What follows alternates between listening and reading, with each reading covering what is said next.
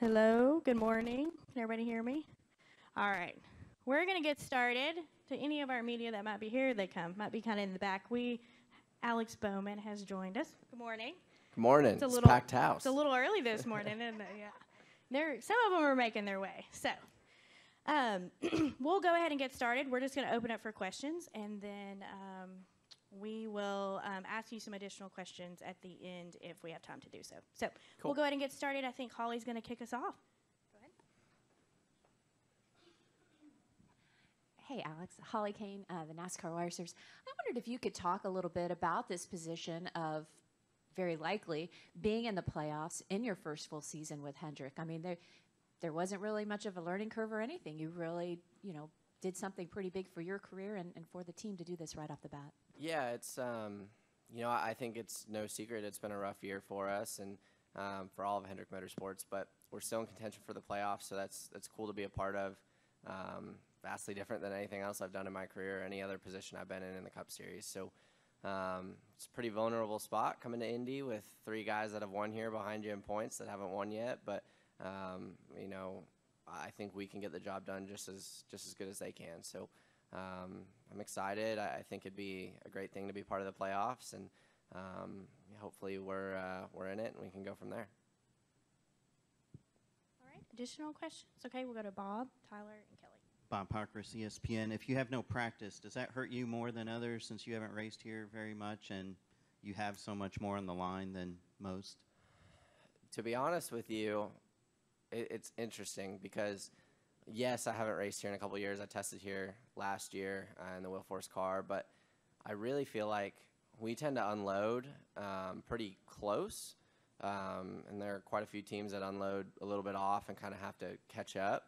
And we seem to run better when the tracks aren't rubbered up for whatever reason. So I'm all for just sending it to the race. I think that that might actually be better for us. But we'll just have to wait and see. Obviously, the weather is a little interesting. I think we got some floaties that we might attach to the car, maybe a rudder in the back. Can all take a vote on rain tires. But it's going to be interesting for sure if we get any practice or not. And I think it'll be it might make it a great race for the fans. Tyler Burnett, Motor Racing Network. Obviously, it's going to take some weird circumstances for you not to be in the playoffs, but going forward to Vegas, is there optimism that you guys have found something as far as speed? It seems to be that way the past 3 or 4 weeks. And how can you guys advance in the first round with the speed that you guys kind of picked up? Yeah, the first round is going to be tough. Vegas and Richmond were probably our 2 worst races of the year. And then, I'm not necessarily a road course guy going to the Roval. So it's going to be a tough first round. But I think our mile-and-a-half program's gotten much stronger. So I think we can be much better than we were in Vegas.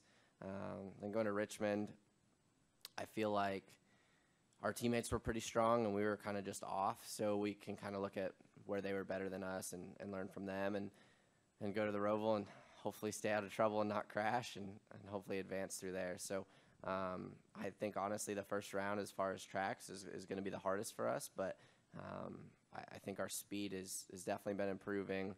Our execution's been improving. We've had a rough last week, but I have one of the best teams in the business, and we're always getting better, and I'm excited to see what we brought to the racetrack this week and every week going forward. Kelly Crandall, Racer.com. Alex, kind of piggybacking off of Holly's question about the playoffs, can you speak about it personally, though, of your kind of how your Cup career has developed and what it means to you to, the work still has to be done Sunday, but to be in the playoffs, what that would mean to you? Yeah, I mean, it would it'd mean a lot to me to be in the playoffs right off the bat. Coming from what I came from and kind of going through everything I went through, to make the playoffs in my first year with HMS would be really special. I don't want to count my chickens before they hatch because I'll jinx myself and bad luck Bowman will come out and somebody will win on fuel mileage or something and I'll be out. But, it's cool to be in this position and just hopefully we can pull it off. All right, Justin. Dustin Long, NBC Sports, in front of you. We have seen a couple guys. You took a unique path to this level, and once you were running with a lower team, sat out, and there were decisions involved in that. We saw what Ryan Preece has done, and he'd had his experience, and then did limited number of races. A lot of times the thought is out of sight, out of mind in this sport. You've been able to get through that. Ryan looks like he may be able to get through that. Is that a new way for drivers to work their way up, or are these just unique situations that have kind of happened closely and this is not a trend? Yeah, that's a tough one. Obviously I think there was a lot of luck involved in me getting to where I'm at, and a lot of circumstances that if they don't go exactly how they went, I don't end up here. So obviously Ryan Preece did a really good job of putting together some Xfinity stuff that he knew he could win in, and then going out and executing, and hopefully that comes up with something for him. So it's really tough to really say that I sat out. Like obviously it wasn't intentional at first, and I knew I had those races at JRM and the Xfinity Series to kind of fall back on when I lost my Cup ride, and I wouldn't want to sit out if you don't have something, or just think you're going to have an opportunity to do something. But maybe you look at DiBenedetto taking a leap of faith and really not having anything right now. I think hopefully somebody picks him up. He does a really, really good job, and maybe it works out. So it's tough to say from my point of view, just because so many things had to go exactly right to get me to where I'm at. But I hope it works out for guys like that, because there's a lot of talent in the back half of the garage that doesn't get nearly the credit they deserve. You mentioned the JRM stuff. I mean, does there get to be a point where it's more valuable to just run select races and just try to be with a good team than run race after race and be in the back of the pack and not be seen? Yes and no. I feel like, so we ran pretty well in those 9 races or whatever it was with JRM in 16, but I still think if I don't get the opportunity to drive the 88 in the Cup Series, this probably still doesn't come along. So it's really tough to say. I think what Preece did was a little different. He went to the most dominant organization, but he also won right off the bat, and getting those 2 wins I think was really big for him. So it's every situation's a little bit different, right? I think it really just depends on the person and the situation and what goes on. I think if I just would have had the Xfinity starts that I had, I don't think I end up here. But I think Ryan doing what he did and going out and winning those 2 races, he's probably going to get a good shot at a good Cup car. So I think just every situation's a little different. Lee Spencer, RacingVoice.com. How big of a leap of faith, though, is DiBenedetto taking? I'm not Matt, so it's hard to say, but it sounds like a big one. I've known Matt since I moved to North Carolina in 2010, and we've been really close friends for a long time. We were teammates in 2011. He's really good. I mean, probably. So we were teammates when I first started my stock car career, but he was quite a bit better than me at that point. So, I feel like I've become a better stock car driver since then, but at the same time, he's really, really good. So he can get the job done in whatever he gets in, but I think, it's just tough to put yourself out there and hope that somebody picks you up. And like I said, it's not just him. There's a lot of guys in the back half of the garage that can get the job done just as good as anybody, and just don't get the opportunities. And I talked to Tommy Joe Martins and Preece yesterday, and they both said that Preece even said when he was in average equipment, he was running well, but people didn't notice him. And he said once he got the opportunity, if he doesn't perform, then you've kind of killed your career. Is there a balance between the two?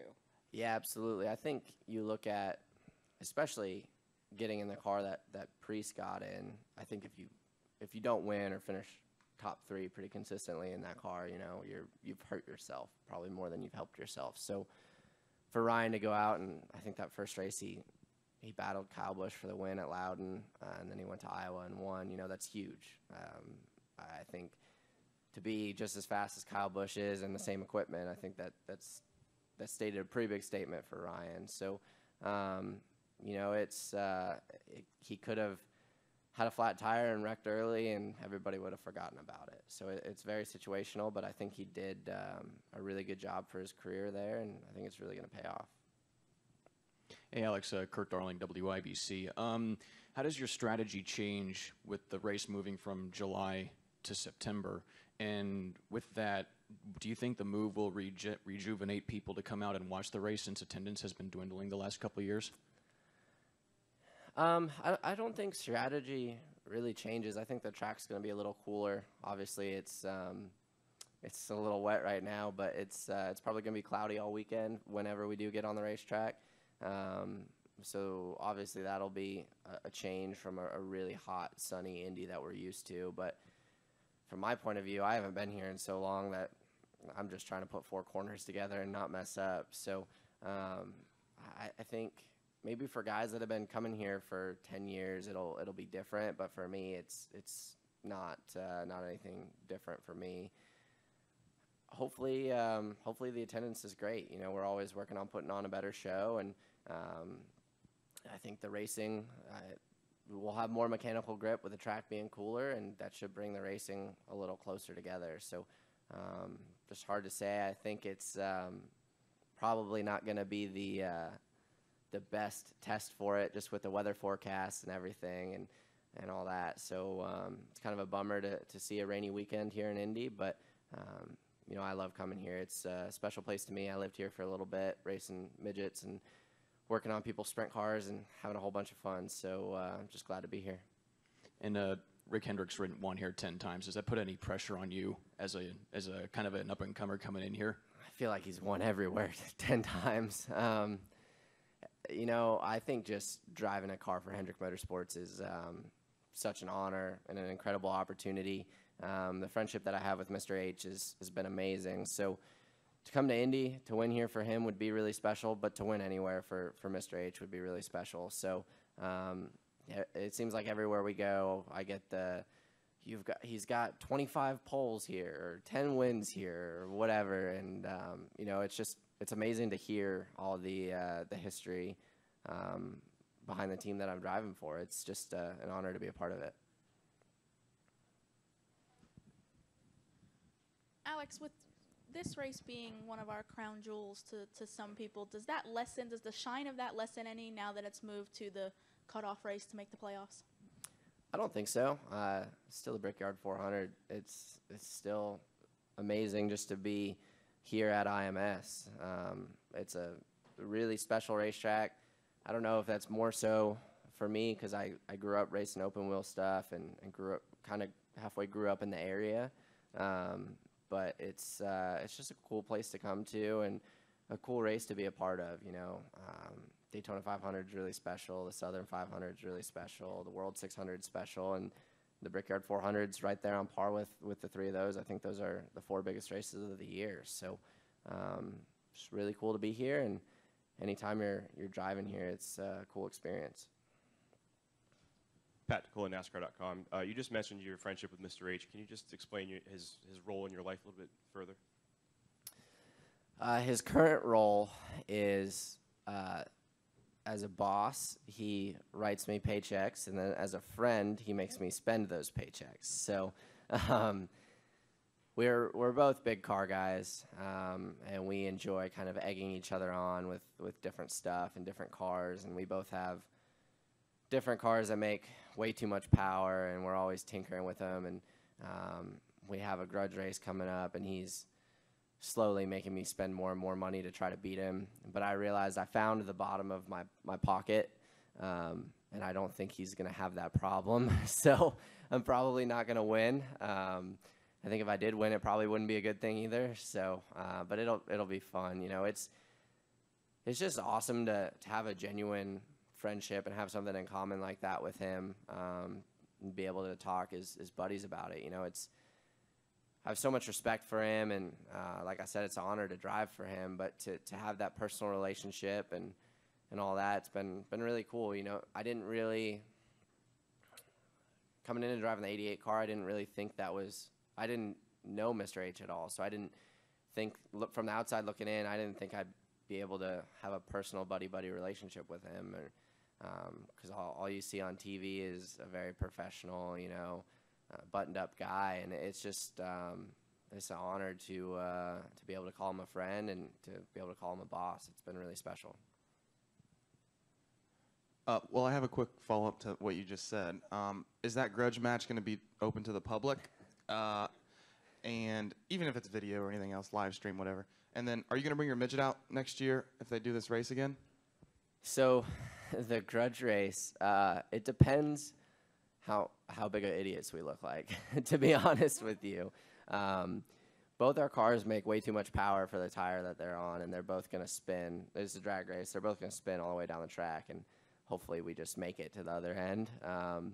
We were going to put bigger, softer tires on them, but then we made a rule that we can't. So don't know why we did that, but it'll be interesting. I would imagine we'll have some sort of video or live stream. It might be open to the public. I don't know. His car's been sitting for a while. I drive my car almost every day, and his car hasn't moved in like 8 years, so we're waiting on him on that one. But as far as the midget thing, I would love to. I wanted to bring it this year. I was just behind on getting it all back together. We're changing engine packages and quite a few things for Chili Bowl this year. So just trying to get it all back together and get ready to go to Turkey Night. But yeah, it looked like a really cool show. Pretty amazing to still get it in with the rain that they had. I think the track looked awesome. It looked like they did a really good job, and it'd be really special to be a part of it going forward. All right. Any final questions? All right. Alex, thanks for joining us this morning. We wish you the best of luck this weekend. Just a couple quick announcements before we roll into our next